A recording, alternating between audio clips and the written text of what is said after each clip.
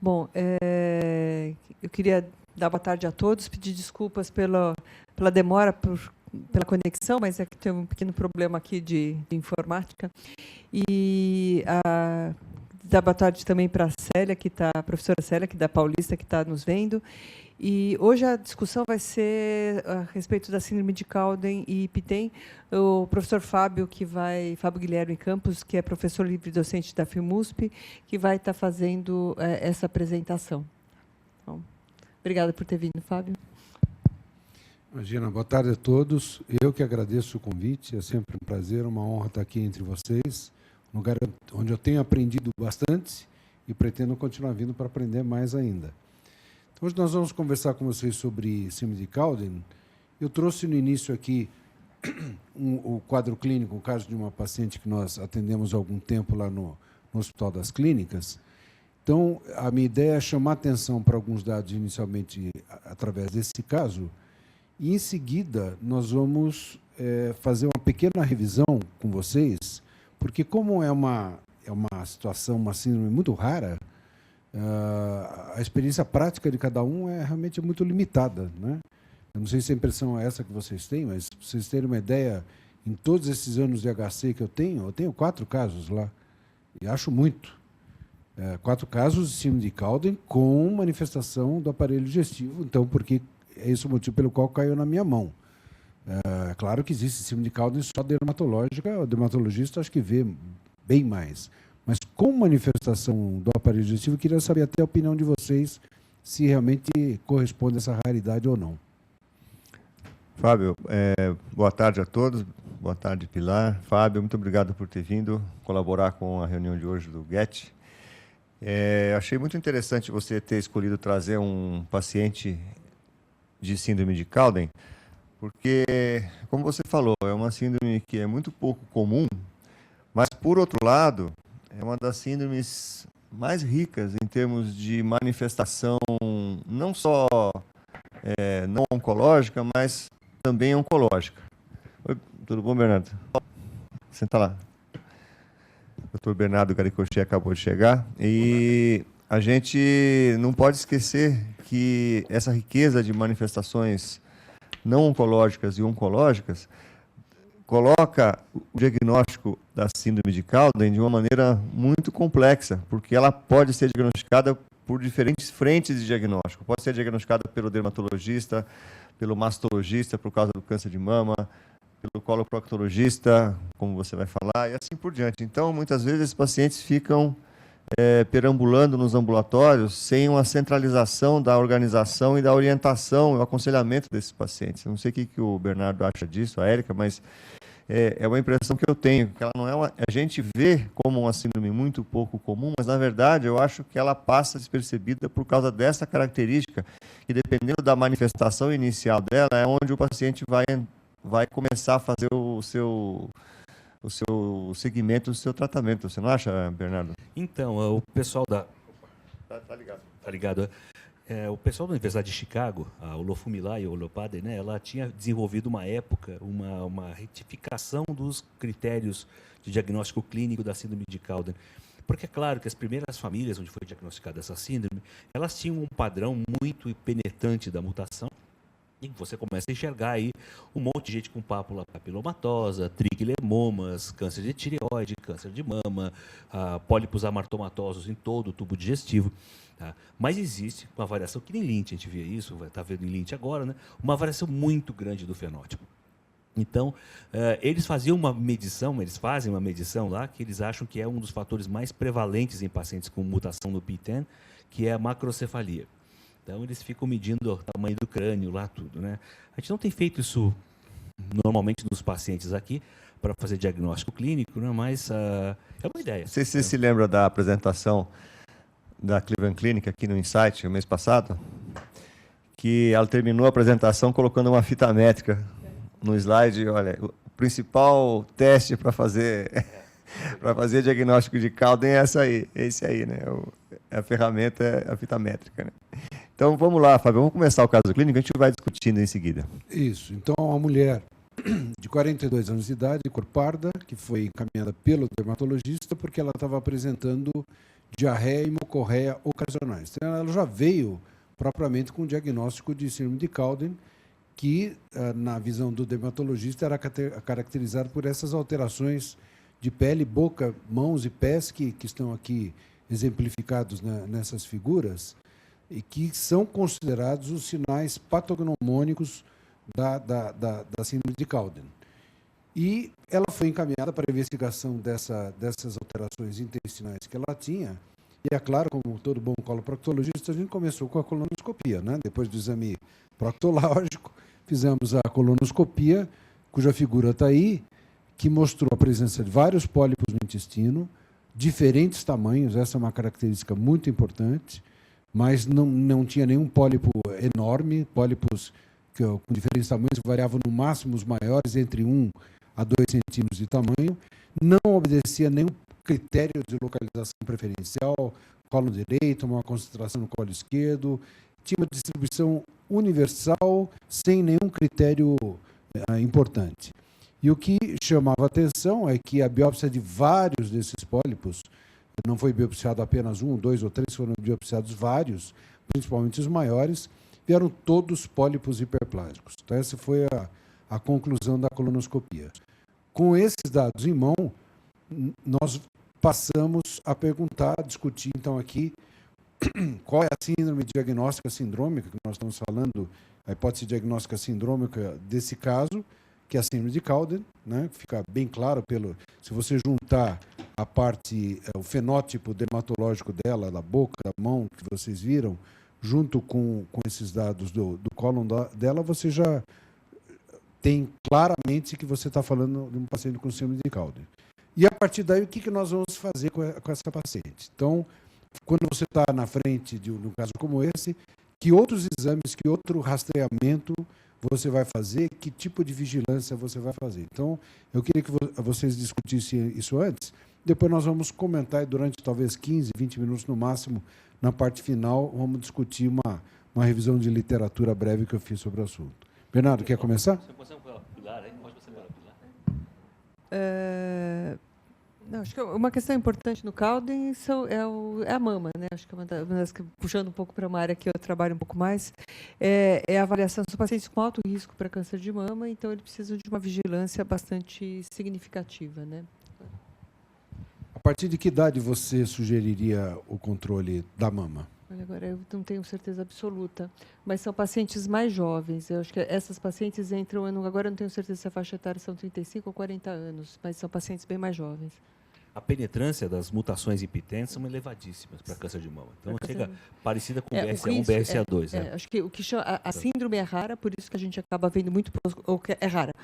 Essa síndrome completa é rara, tida como uma rara, mas a penetrância é muito alta. Então, o risco dessa mulher desenvolver câncer de mama ao longo da sua vida é elevadíssimo, é muito maior do que 50%. Então, mama é uma das situações que a gente precisa, é um dos cânceres que precisa ser monitorado precocemente. Né? Tanto é que esse tipo de paciente tem previsão hoje pelo NCCN de você oferecer para a paciente a adenomastectomia preventiva, nesse caso. Né?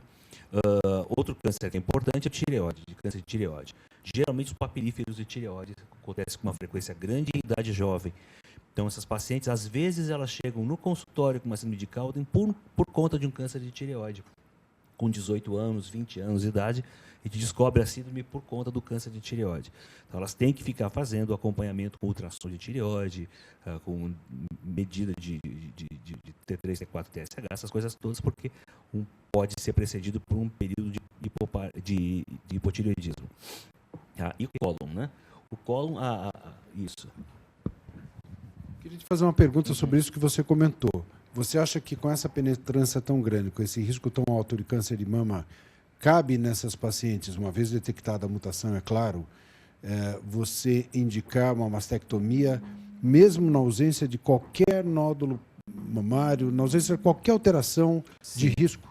Os 4 genes que hoje a gente tem evidência suficiente para imaginar que a adenomastectomia pode ser boa, benéfica para o paciente, o BRCA1, o BRCA2, o P53, o lifraumene, né?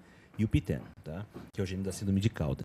Agora, para ter certeza absoluta, antes de você proceder a alguma coisa dessas, seria interessante fazer a testagem genética da paciente, encontrar a mutação e definir, do ponto de vista genômico, a síndrome dela, né? Tá? Eu acho que é isso. Faria vigilância de mama, cólon e tireoide.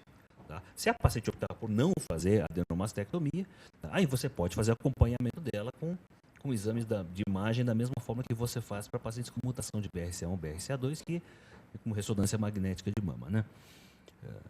Eu acho que colonoscopia, não tem nenhum guideline para colonoscopia nesses pacientes. Só é recomendado que eles façam mais cedo e com maior periodicidade, mas assim, não existe nenhum guideline definido ainda.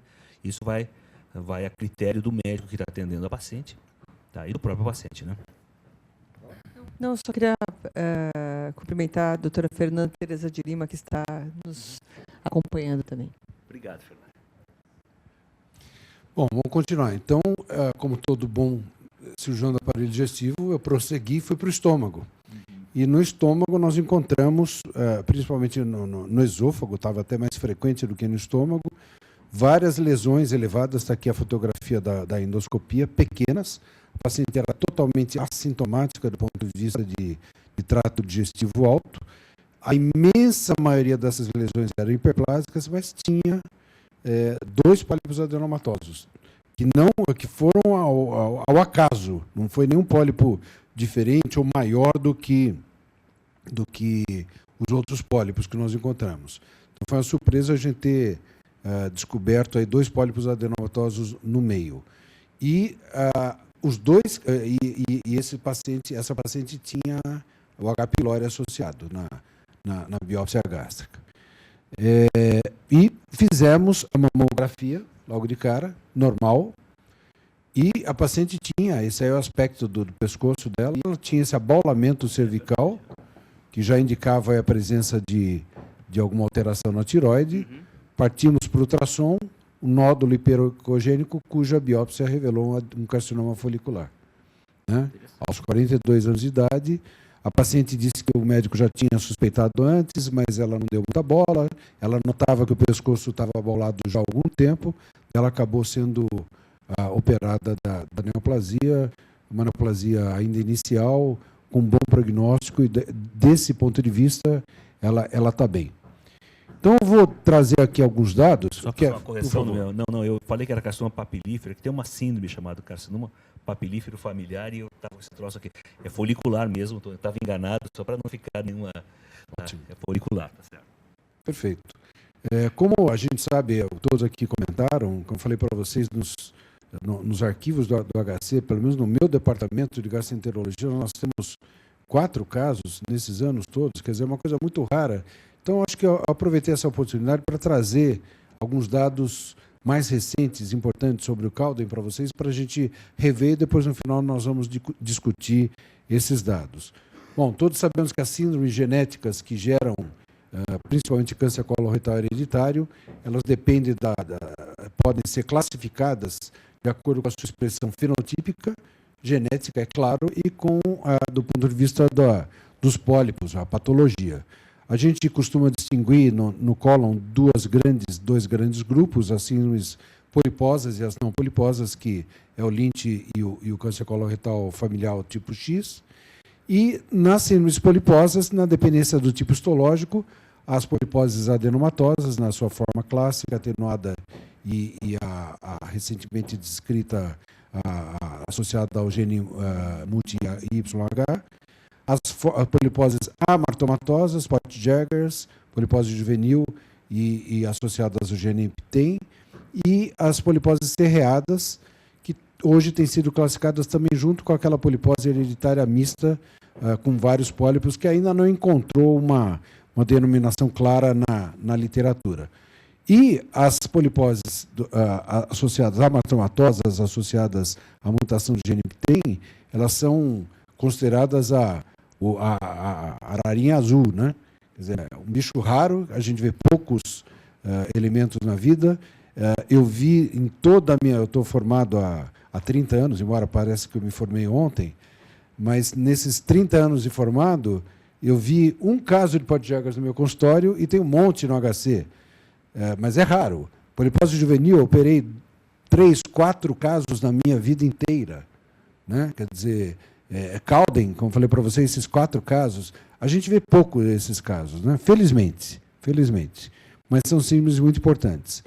A síndrome de Cowden, especificamente, ela foi descrita por dois autores, Lloyd e Dennis, em 1963, aqui está a figura do Kenneth Lloyd, e hoje elas são classificadas, o Cowden é classificado junto com aquelas síndromes relacionadas à mutação do gene PTEN.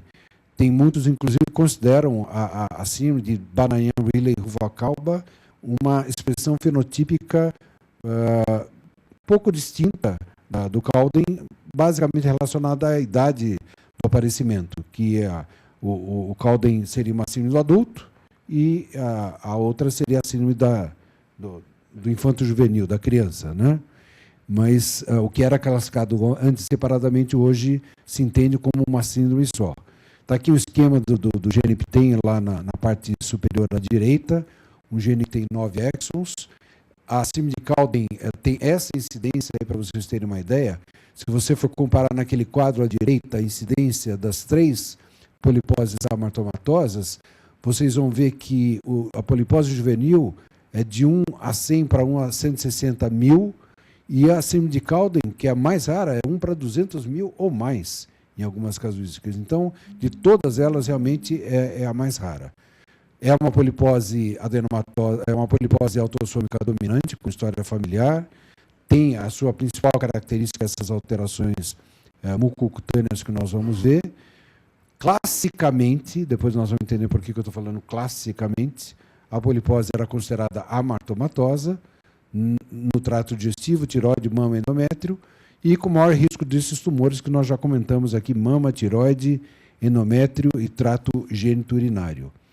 As alterações mucocutâneas, elas são consideradas patognomônicas da síndrome, né? Então, por isso que ela é diagnosticada pelo dermatologista. Elas permitem, então, portanto, um reconhecimento precoce da síndrome, com todo o estabelecimento da vigilância que nós estamos comentando aqui. Geralmente, elas precedem o aparecimento de outras manifestações em outros órgãos, né? Não estão presentes em 100% dos pacientes, mas a maioria deles vai apresentar essas alterações todas, os papilomas orais, os triquilemomas, que são mais frequentes, principalmente no rosto, essas alterações importantes que aparecem na mucosa oral, na gengiva, casos mais raros dessa lipomatose que eu estou mostrando aqui embaixo para vocês, e tem seu potencial maligno muito questionado. Não consegui identificar na literatura ninguém que atribuísse a essas alterações dermatológicas qualquer potencial maligno, simplesmente se levanta a lebre e fala que pode ter. Mas nunca ninguém discutiu isso de maneira mais profunda. Os triquilemomas faciais, que são a marca da doença, na verdade, do ponto de vista histológico, eles são amartomas de folículos pilosos da pele, né? Então, lembrar que eles tendem a ser realmente doenças benignas. No trato gastrointestinal, esse é o motivo da gente estar apresentando aqui, é o segundo foco da grande manifestação dessas doenças. 85% dos casos têm alguma manifestação digestiva, a imensa maioria são pólipos amartomatosos. Entretanto, vários trabalhos nos últimos anos têm identificado no trato digestivo pólipos com histologia variável. Então, identificados lipomas, fibromas, pólipos hiperplásicos e adenomas. Então, isso é uma modificação importante, traz à tona uma diferença muito grande no que se interpretava da doença há anos atrás e no que ela é considerada hoje. São frequentes no cólon, esses pólipos.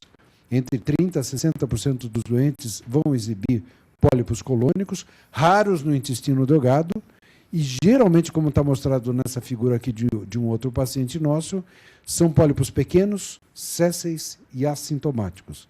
A paciente que eu trouxe aqui, ela tinha uma diarreia ocasional, uma mucorreia muito discreta ocasional, que qualquer paciente com cólon irritável tem, por exemplo. Então, difícil atribuir aos pólipos dela essas alterações digestivas.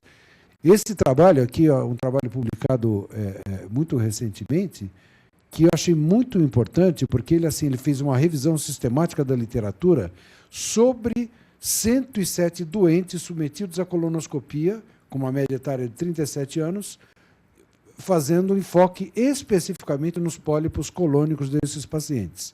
Então, ele encontrou nessa população 93% de pólipos colônicos nesses pacientes com Cowden, e metade deles tinha uma histologia múltipla no mesmo paciente. Então, vocês veem hiperplásicos, adenomas, amartomas, ganglioneuromas, inflamatórios, numa proporção não desprezível desses doentes.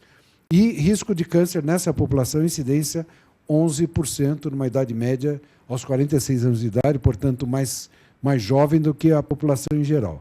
Eu achei muito interessante esse trabalho, porque acho que ele coloca para a gente um dado importante, porque até então, vocês viram na própria classificação que eu coloquei no início, que o Cowden é considerado uma doença caracterizada por uma polipose amartomatosa, né? Ela é assim classificada de acordo com a histologia dela. Com esse dado, que é deste trabalho, mas tem vários outros, isso aqui é só uma revisão da literatura, nós podemos considerar, acho que hoje o Cowden, uma polipose mista, né? Nós vamos mudar a classificação do Cowden. Então,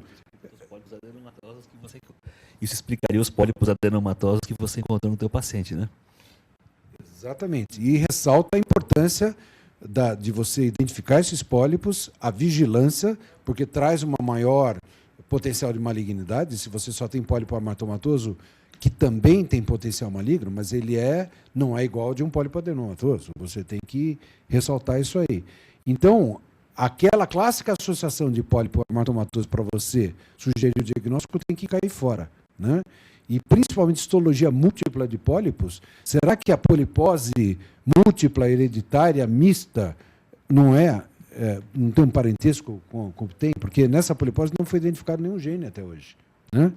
Então, pode estar em um caminho. De qualquer maneira, podem ser manifestações semelhantes de doenças com fenótipo igual. Então, eu queria trazer para vocês, logo de cara aqui, a impressão de que essas síndromes podem ter a característica de um lobo em pele de ovelha, né? Então, você tem que ter atenção com as supostas síndromes amartomatosas. Daí, nós vamos fazer o segundo passo, que é tentar identificar hoje, eu trouxe um trabalho de 2012 para vocês, qual é o risco potencial de malignidade nas síndromes PTEN positivo. Veja, o câncer coloretal, 10 vezes o risco da população, mama 20 vezes, tireoide 50 vezes o risco da população em geral. Endométrio também altíssimo, rins e melanoma. Então, você vê que é uma síndrome que tem muito florida, né? Então, aquele conceito clássico que nós tínhamos, que a síndrome amartomatosa, não tem risco de malignização, eu acho que ele tem que cair, né? Nós temos uma mudança de percepção que essa é uma síndrome que tem uma alta prevalência de pólipos, principalmente no intestino, um risco aumentado de câncer coloretal, como nós vimos aqui, que a gente tem chamado a atenção, e um risco de câncer também de manifestação em outras síndromes. Isso é muito importante que você está falando, eu acho que você vai falar mais agora sobre isso, né? Mas um ano atrás, mais ou menos, num evento de coloproctologia, alguns colegas da minha faixa etária, quando eu apresentei alguns dados desses, né, ficaram bastante surpresos, até meio que, não vou dizer ofendidos, mas bastante incomodados com o fato de a gente sugerir que pólipos hiperplásicos, amartomatosos, pudessem ser malignos. É uma concepção ainda, pelo menos da minha geração, de que esses pólipos não são perigosos, não podem se transformar em câncer, e você está mostrando aqui absolutamente que as pessoas já estão vendo, né? Não, acho que é um fenômeno que a gente vem tendo, né? Porque uma coisa é você dizer, para a caracterização da síndrome clínica, eu preciso ter o pólipo amartomatoso. Então, acho que às vezes a gente faz um pouco de confusão, é isso que temos que tomar cuidado. Tudo bem, o pólipo amartomatoso faz parte da definição da síndrome. O câncer não faz parte da definição da síndrome, mas isso não quer dizer que não tem o risco de câncer. Então, a gente acaba fazendo uma simplificação muito grande e é muito importante, porque 10%, foram quase 12%, né, que teve nessa revisão. 12%, 11% de câncer coloretal não é um número desprezível, é um número elevado. Então, é uma síndrome de risco para câncer coloretal. É diferente de dizer que o câncer faz parte dos critérios clínicos de definição. E à medida que a gente for, provavelmente à medida que a gente vai caracterizando molecularmente as síndromes, fazendo o diagnóstico da mutação, provavelmente a gente vai ter um espectro mais frouxo ou mais amplo de doentes que não tiveram todas as manifestações. Acho que essa é uma questão importante. Provavelmente a frequência é maior do que essa. Nós não sabemos, mas existe uma possibilidade porque talvez não seja uma presença tão alta. Sem sombra de dúvida.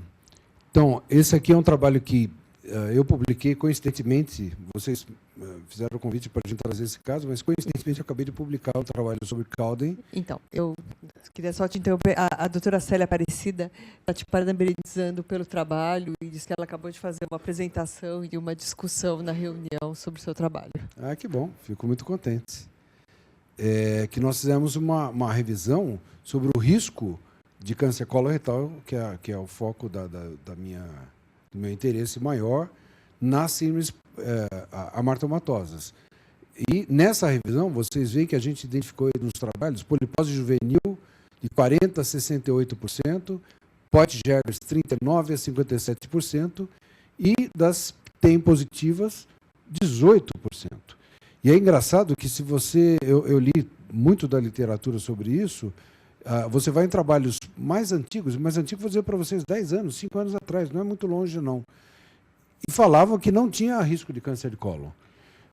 Não se colocava a possibilidade de você ter que fazer vigilância para o cólon nas PTM positivas. Essa é uma recomendação recente da NCCI, né? 18%. Tá? Então, vamos gravar esse 18%, absolutamente não é desprezível. Né? Então, na literatura, eu encontrei de 9% a 18% de prevalência de câncer de intestino, mas tem essa média de 10% na maior parte dos trabalhos. O câncer é de início precoce, então ele está relacionado efetivamente à mutação genética. Né? Isso gerou as recomendações da NCCN, que ainda não estão muito bem definidas, mas, de uma maneira geral, a gente consegue resumir da seguinte maneira: colonoscopia após 35, 40 anos. E a partir daí, cada 5 a 10 anos, dependendo do achado. Né?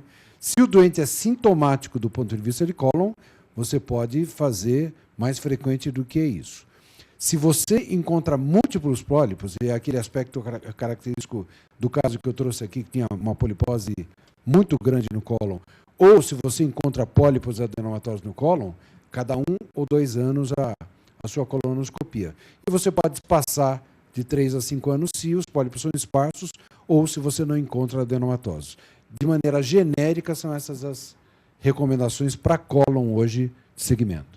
Tem alguma recomendação do ponto de vista da colonoscopia, da endoscopia, número de biópsias? Existe alguma coisa que a gente pode auxiliar o médico da rotina de como proceder quando ele encontra um quadro como esse?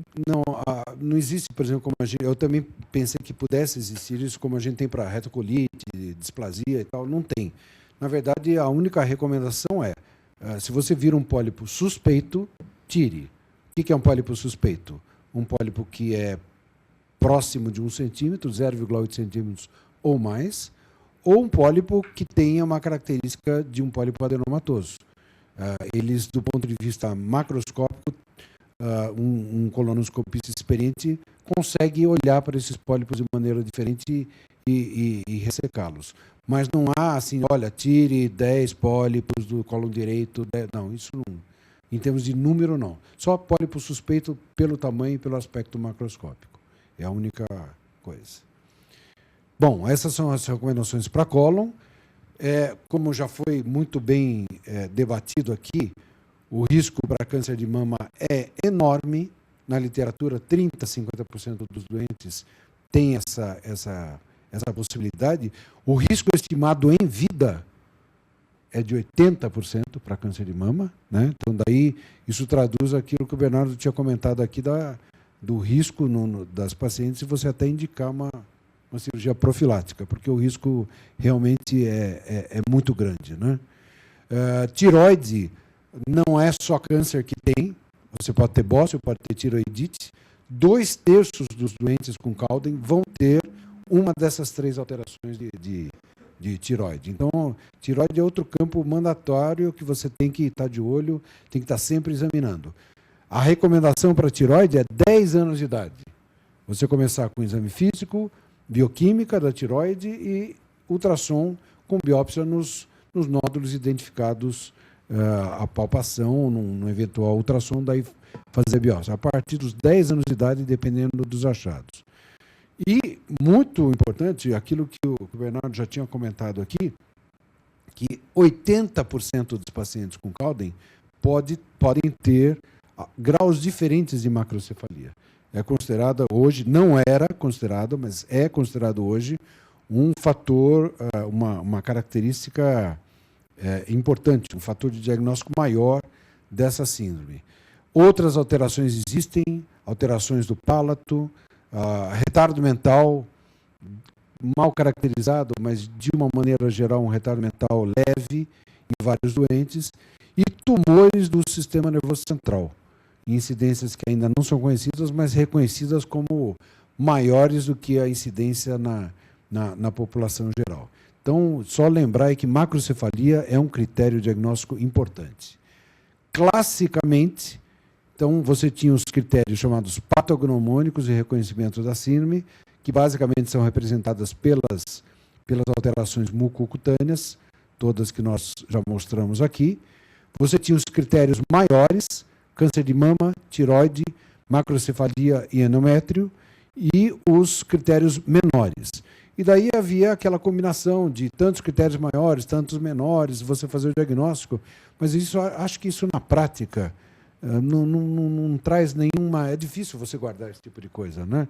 Eu acho que é importante o cirurgião ter o médico, o fisiologista que está atendendo o doente, ter o baixo limiar de diagnóstico, né? Ter a luz acesa sempre, você vê o que se chama de red flag, né? A bandeira vermelha, acender, pensar, lembrar e investigar, né?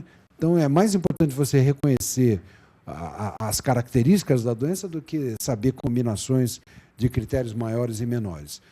Mais recentemente, aqui, 2014, hoje eles consideram os critérios maiores, câncer de mama, tiroide, esse gangliocitoma cerebelar foi encaixado recentemente como um critério maior pela raridade da doença e pela sua frequente associação na síndrome de Cowden. Há uma pigmentação macular na glande e no pênis dos doentes, todas aquelas lesões que nós já mostramos aqui, câncer de endométrio, amartomas gastrointestinais foram incluídos como critérios maiores e a macrocefalia. Então, acho que a gente tem que guardar essas características e sempre lembrar de pensar na síndrome nessas circunstâncias. Então, assim, de uma maneira mais resumida aqui, para a gente finalizar essa discussão e trazer mais coisas à baila para a gente comentar, é que essas síndromes elas são raras, elas têm uma altíssima prevalência de pólipos colônicos, então a manifestação do trato digestivo é importante, especialmente no cólon. Os pólipos têm histologia múltipla, ao contrário do que se achava antigamente, que eram unicamente pólipos amartomatosos. É uma síndrome com potencial de malignidade em vários órgãos e, é claro, que, portanto, requerem vigilância dentro dos moldes que nós tentamos sugerir aqui para vocês. Essa vigilância hoje, então, documentada aos 18 anos, exame dermatológico, neurológico, teste psicológico e ultrassom de tiroide, 25, 30 anos, mamografia anual, exame do endométrio e ultrassom transvaginal. E aos 35 anos, ressonância das mamas, colonoscopia bianual ou anual, na dependência da incidência dos pólipos, e o intervalo você vai guiar das colonoscopias de acordo com os achados. Esses são mais ou menos os guidelines mais recentes que eu encontrei para a gente guardar e ter esses dados na mente para, quando vir um paciente, reconhecer, submetê-lo a essa vigilância. A doutora Fernanda, que nos assiste, ela está colocando como critério major também a acantose esofagiana glicogênica, na presença de 3 ou mais lesões. Correto. Eu acho que isso... Correto, né? Bom, excelente, Fábio. Puxa, muito obrigado mesmo pela revisão, né? Uma doença extremamente rara, e ela vai ficar mais rara ainda se a gente não começar a olhar com atenção os pacientes que a gente tem na nossa clínica, né? Especialmente quem trabalha com síndromes de risco para hereditariedade, como os coloproctologistas, mastologistas, endócrinos, dermatologistas, a gente já conversou aqui, né? Tá?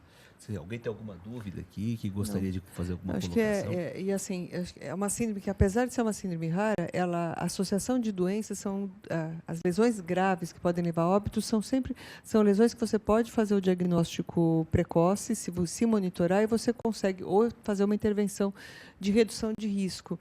Então, é muito importante mesmo o reconhecimento desses pacientes. Não são situações que a gente não tem como interferir, né?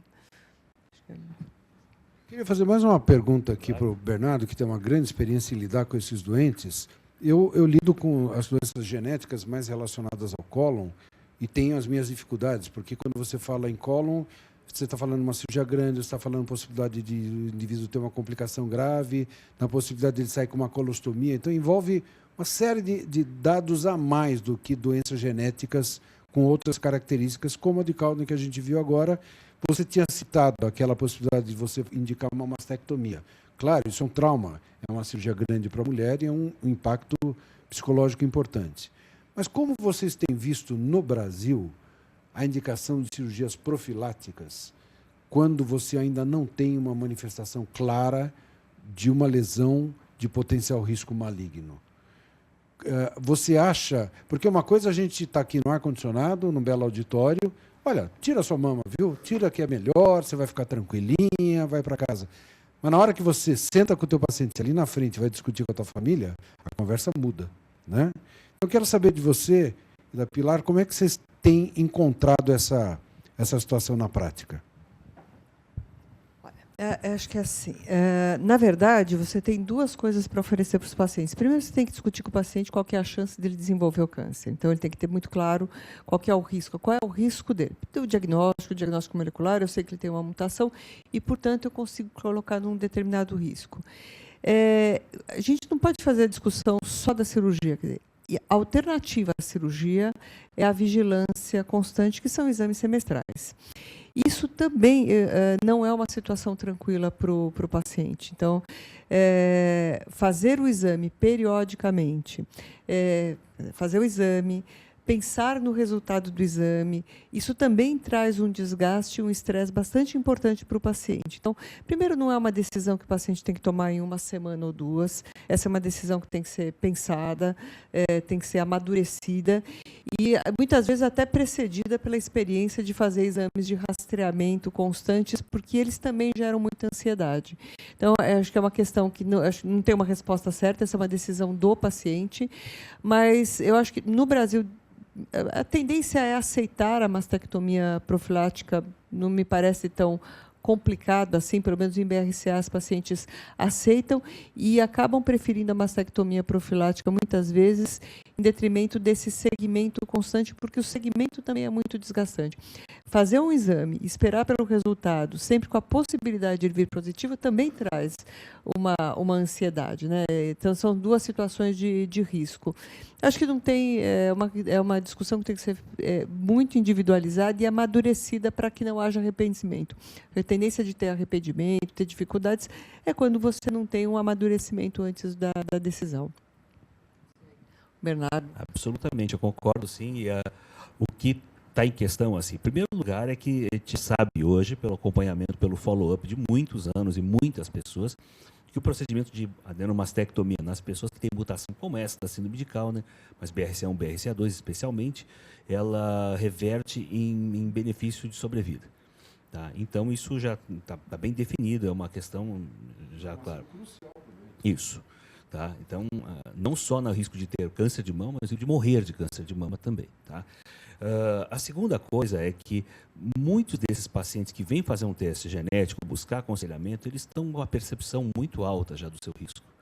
Então, a informação já chegou para eles já processaram, já pensaram muito sobre isso, a história da Angelina Jolie, já viram o familiar ter câncer de mama, etc. Essas pessoas, elas vêm geralmente bastante preparadas para o diálogo, para a conversa.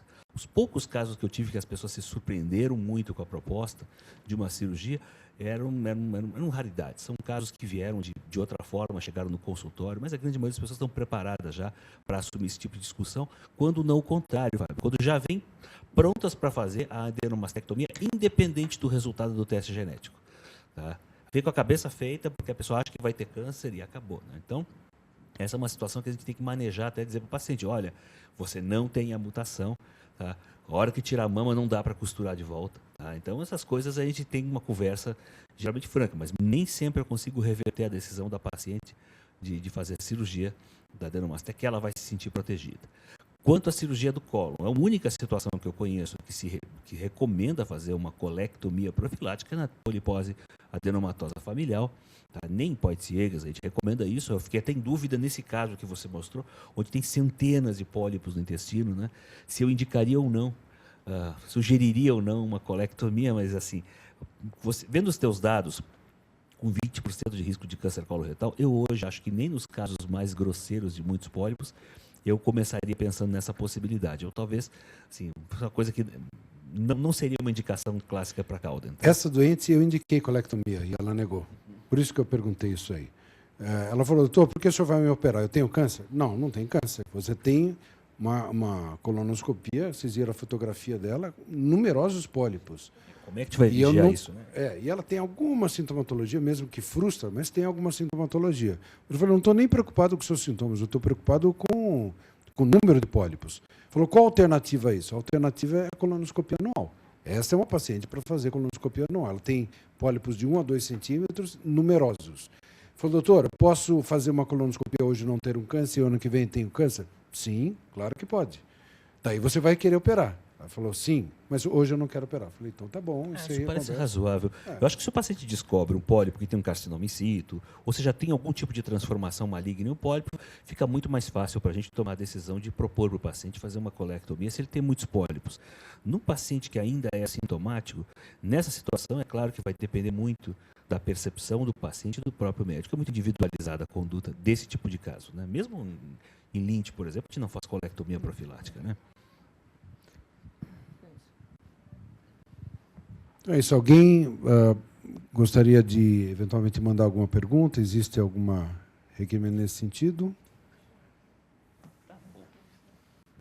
Bom, então, gostaria muito de agradecer a apresentação do professor Fábio, agradecer aos colegas que participaram da discussão online, Bernardo, Dite.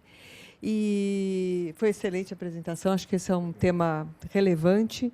E aí estaremos juntos na próxima reunião. Boa tarde a todos.